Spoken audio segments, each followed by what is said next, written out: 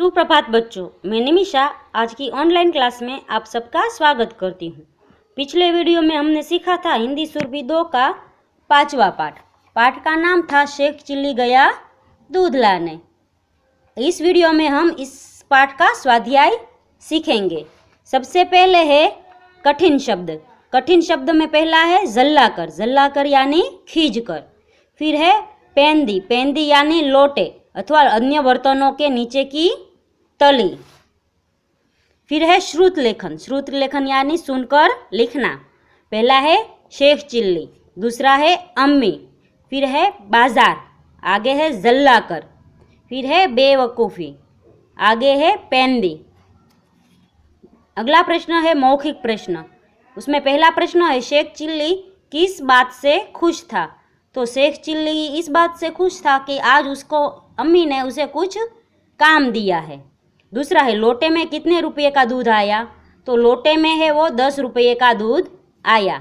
तीसरा प्रश्न है शेख चिल्ली ने लोटा उल्टा क्यों पकड़ा था।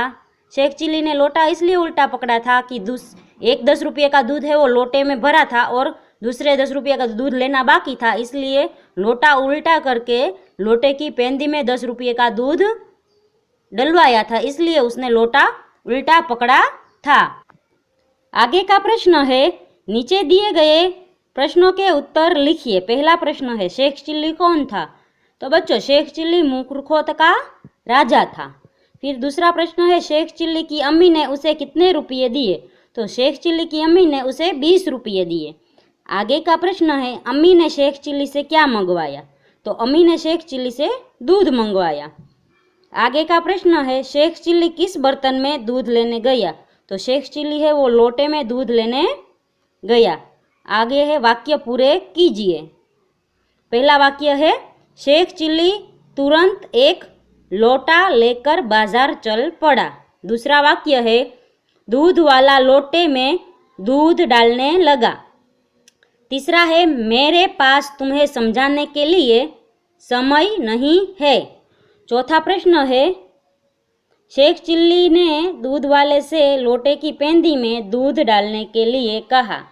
शेख चिल्ली उल्टा लोटा पकड़े घर लौट आया। आगे का प्रश्न है यदि दूध वाले की जगह आप होते तो क्या करते। तो बच्चों यदि दूध वाले की जगह मैं होती तो शेख चिल्ली को दूसरा बड़ा बर्तन लाने के लिए कहती। ख जवाब है वो सही होगा। फिर है विलोम शब्द लिखिए। विलोम यानी विरोधी शब्द लिखिए। पहला है मूर्ख, तो उसका विरोधी होगा चतुर। खुश तो नाखुश। झूठा तो सच्चा। खरीदना तो बेचना। उल्टा तो सीधा। दूर तो नजदीक। दूसरा प्रश्न है शब्दों का खेल। अंतिम अक्षर से प्रारंभ होने वाले एक के बाद एक शब्द लिखते जाइए। अंत तक पहुँचने पर ट्रॉफी आपकी। तो बच्चों यहाँ शब्द दिया गया है, उसका अंतिम अक्षर है उससे हमें दूसरा शब्द बनाना है।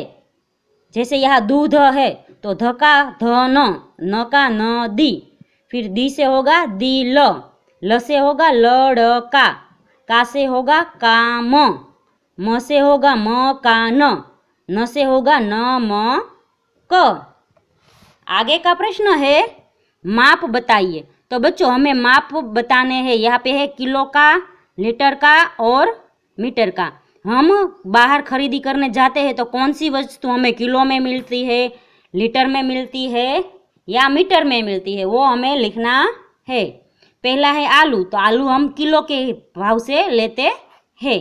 फिर है चावल, चावल भी हम किलो के भाव से लेते हैं। फिर है दूध, तो दूध है हम लीटर में लेते हैं, 1 लीटर, 2 लीटर, आधा लीटर। फिर है कपड़ा, तो कपड़ा है वो हम मीटर में लेते हैं। आगे है तेल, तो तेल है वो हम किलो में लेते हैं और तेल है वो लीटर में भी आता है। 15 लीटर में भी तेल का डिब्बा आता है और 15 किलो में भी तेल का डिब्बा आता है। आगे है पानी, पानी है वो हम लीटर में लेते हैं। फिर है रस्सी, रस्सी है वो हम मीटर में लेते हैं। फिर है चीनी, चीनी है वो हम किलो में लेते हैं। आगे का प्रश्न है दिए गए चित्र पर 5 वाक्य लिखे। तो मैंने 5 वाक्य लिखे हैं, मैं पढ़ती हूँ। इस चित्र में दूध वाला लोटे की पेंदी में दूध डाल रहा है। शेख चिल्ली ने लोटा उल्टा पकड़ा है। लोटे का दूध बर्तन में गिर रहा है। दूध वाला खुश हो रहा है कि पैसे भी मिल गए और दूध भी नहीं देना पड़ा।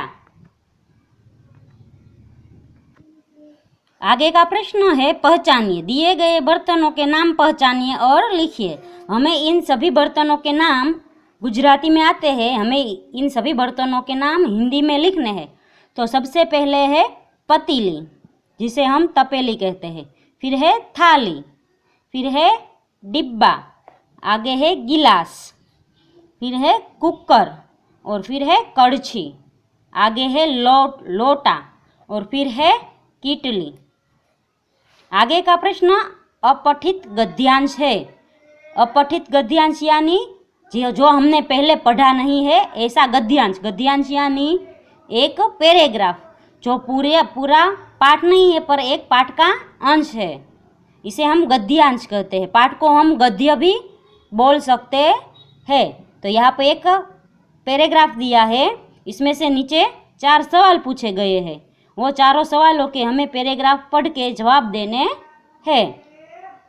आगरा में स्थित ताजमहल दुनिया के 7 आश्चर्यों में से एक है।